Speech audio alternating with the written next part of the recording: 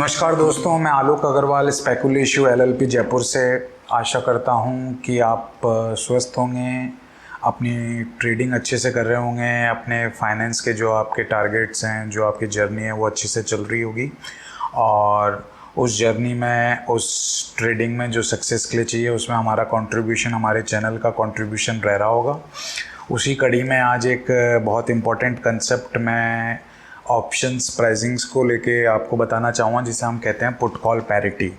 इससे पहले भी मैंने एक टेक्निकल जो ऑप्शंस के एस्पेक्ट्स रहते हैं, डेल्टा हेजिंग, उसका वीडियो बनाया जिसका लिंक भी मैं नीचे में दे दूँगा, आप उसे भी देखें।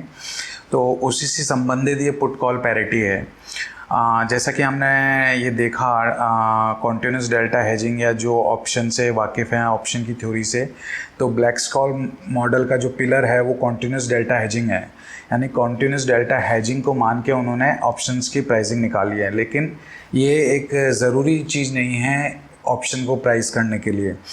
तो एक जो मेन एस्पेक्ट है, अगर ऑप्शन की प्राइसिंग एक हम माने ब्रॉडली तौर पे सही होनी चाहिए, तो हमें पुट कॉल पैरिटी का ये जो रेशियो है, ये इक्वेशन हमेशा बाज़ार में होल्ड करनी चाहिए। वो इक्वेशन मैं आपको बताऊंगा, लेकिन वो इक्वेशन होल्ड करने का क्या मतलब है कि वो जो भी इक्वेशन है, अगर वो इक्वेशन बाज़ार में होल्ड नहीं करती, यानी पुट की जो वैल्यू है, कॉल की वैल्यू है, स्टॉक की वैल्यू है, जो भी इस इक्वेशन में वेरिएबल हैं, वो अगर वेरिएबल आप उसमें डाल दो और LHS is not equal to RHS, यानी इक्वलिटी के दोनों साइड में जो इक्वेशंस हैं अगर वो इक्वल नहीं होती, तो वो आर्बिट्रेज की अपॉर्चुनिटी होती है। यानी एक चीज़ दूसरे से ज़्यादा या कम होगी, तो जो ज़्यादा होगी उसे ट्रेडर शॉर्ट करेंगे, जो कम होगी उसे ख़रीदेंगे और अल्टीमेटली वापस से उस रेशियो को इक्वल कर देंगे। इसे हम इसके लिए कहते हैं put call parity. Parity means बराबरी, ठीक है। यानी पुट की प्राइस कॉल को नहीं छोड़ पाएगी और कॉल की प्राइस पुट को नहीं छोड़ पाएगी। एक रेशियो से, एक रिलेशन से वो जुड़े रहेंगे और वो जब भी छोड़ेगी तो वो एक आर्बिट्रेज की अपॉर्चुनिटी होगी और वो तुरंत गायब हो जाएगी, क्योंकि बहुत सारे कंप्यूटर्स आर्बिट्रेज करते हैं, बहुत सारे ट्रेडर्स अब आर्बिट्रेज करते हैं, तो आर्बिट्रेज की अपॉर्चुनिटी फटाफट मार्केट से गायब हो जाती है, ठीक है। तो हम अब चलते हैं कि पुट कॉल पैरिटी को समझने के लिए, और ये बहुत इंपॉर्टेंट कंसेप्ट है, आप ढंग से इसको समझिएगा और मैं कोशिश करूँगा कि मैं पूरी शिद्दत से आपको ये चीज़ को समझा पाऊँ। तो हम सबसे पहले एक्सेल में देखते हैं, एक्सेल के थ्रू थोड़ी कोशिश करते हैं इस पैरिटी को समझने के लिए। और सबसे पहले एक्सेल में हम देखते हैं कि इक्वेशन पुट कॉल पैरिटी की क्या होती है, राइट। अब आप ये देखिए, यहाँ पे C यानी कॉल प्लस K यानी strike divided by 1 plus RT। R is the risk free rate, जिसके लिए हम लॉन्ग टर्म फिक्स्ड FD की रेट ले सकते हैं। T is the time to expiry, P is the put price and S is the spot price of the stock, ठीक है।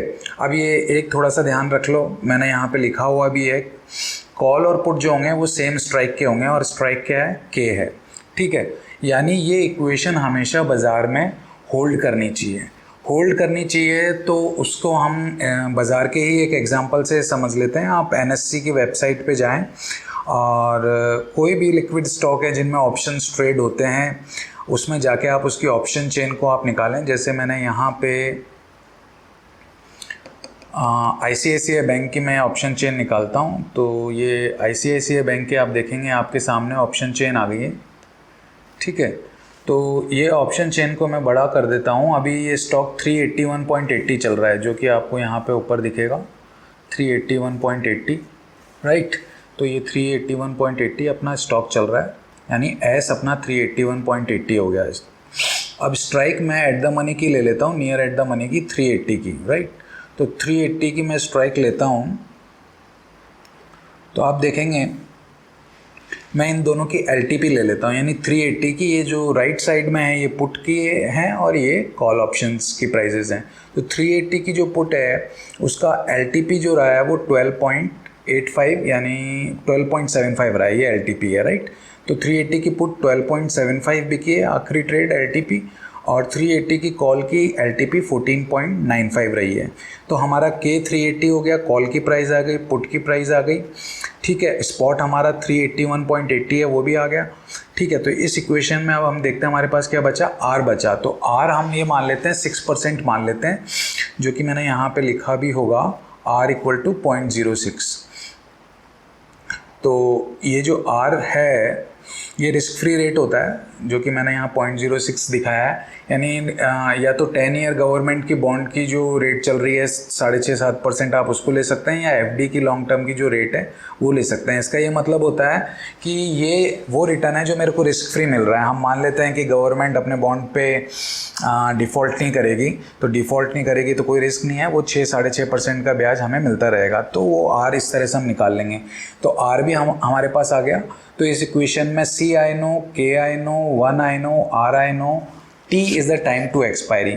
तो ये जो मैंने अभी कॉन्ट्रैक्ट यहाँ पे लिया था, ये जो कॉन्ट्रैक्ट की एक्सपायरी है 30 जुलाई की है, जो अभी 30 जुलाई को एक्सपायर होगा, राइट।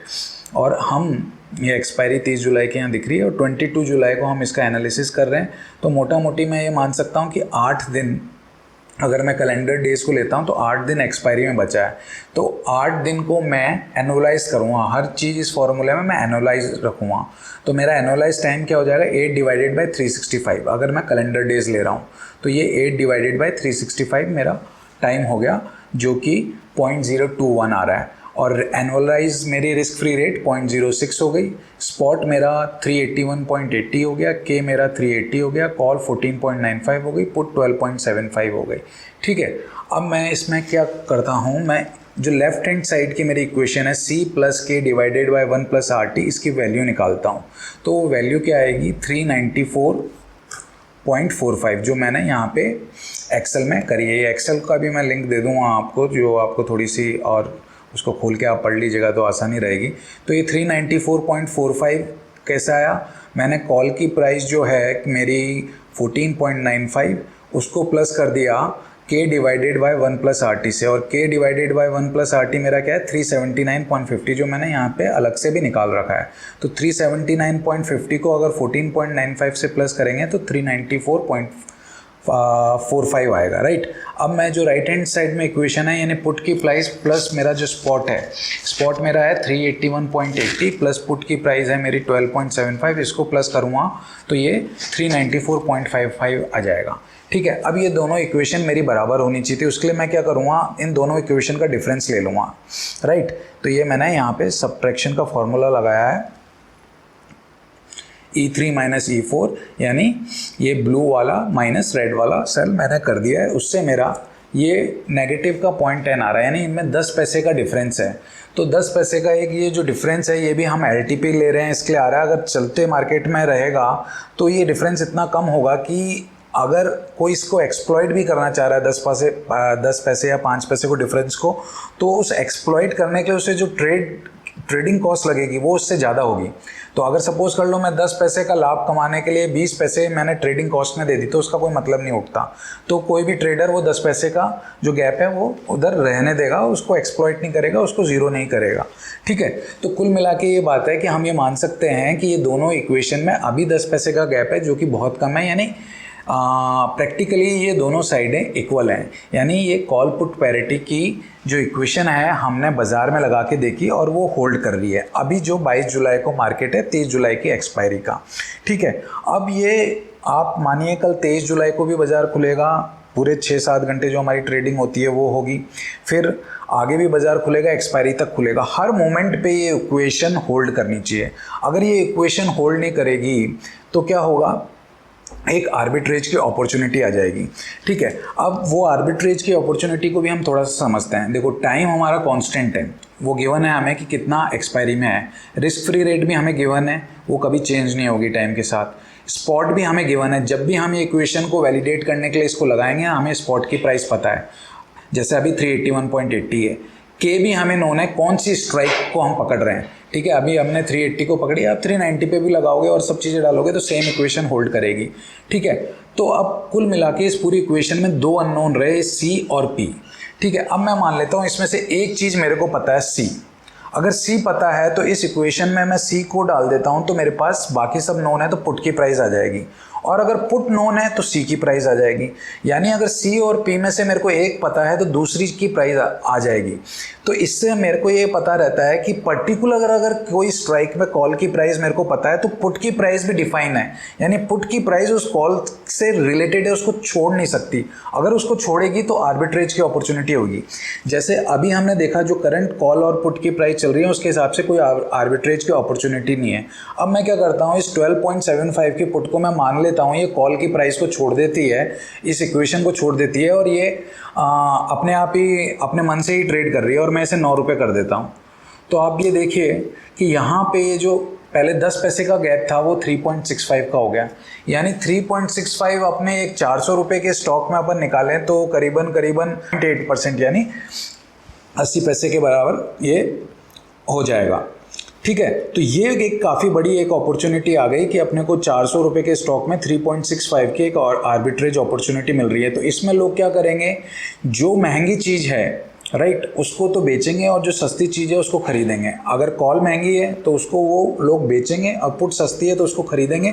जैसे कि इस एग्जांपल में पुट की प्राइस 12.75 होनी चाहिए थी, क्योंकि 12.75 होते ही आर्बिट्रेज की अपॉर्चुनिटी गायब हो जाएगी। यानी पुट सस्ते में ट्रेड कर रही है तो लोग पुट को खरीदेंगे और कॉल को बेचेंगे और उसको बराबर करने की कोशिश करेंगे कि ये वापस से आर्बिट्रेज की अपॉर्चुनिटी यहाँ से हट जाए। तो कुल मिला के ये है कि इस कारण से कॉल और पुट की प्राइजेस हमेशा साथ साथ में चलती है, वो अपने मन मर्जी के हिसाब से नहीं चल सकती। अब आप देखिए कि हमने केवल इतना सा माना है कि हमें एक चीज़ की प्राइस पता है कॉल की तो पुट की निकाल सकते हैं। और दूसरा मैं ये भी कह सकता हूँ कि ये जो इक्वेशन है, अगर इस इक्वेशन को मैं थोड़ा सा चेंज करता हूँ तो ये इक्वेशन हो जाएगी C माइनस पी। यहाँ पे देखिए C minus P is equal to S minus K divided 1 plus RT। यानी मेरे को राइट हैंड साइड पूरी पता है, S भी पता है, K भी पता है, RT भी पता है, तो मैं C minus P equal to हमेशा एक कांस्टेंट होगा।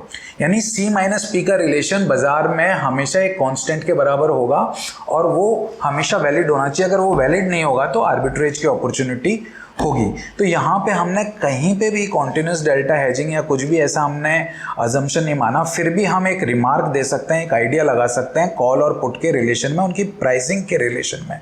हमने C माइनस पी यानी कॉल और पुट की प्राइसिंग के डिफरेंस को इक्वल टू बता रहे हैं एक कॉन्स्टेंट को, जो कि प्री नोन है according to the prices, according to the spot prices, according to the risk free rate and time to expiry, जो भी इसके वेरिएबल्स हैं उनके according C minus P is equal to a constant, एक constant term हमेशा आएगी। यानी उनके प्राइजेस को लेके एक रिलेशन हमें नोन है। यानी we know something about call prices and put prices even without the assumption of continuous delta hedging, और ये बाजार में हमेशा होल्ड करती है। तो जैसे मैंने अभी एग्जांपल ICICI बैंक में लिया, आप स्ट्राइक चेंज कर दो, 390 कर दो और इसको करो, हमेशा बाजार में आपको ये होल्ड करते हुए मिलेगी।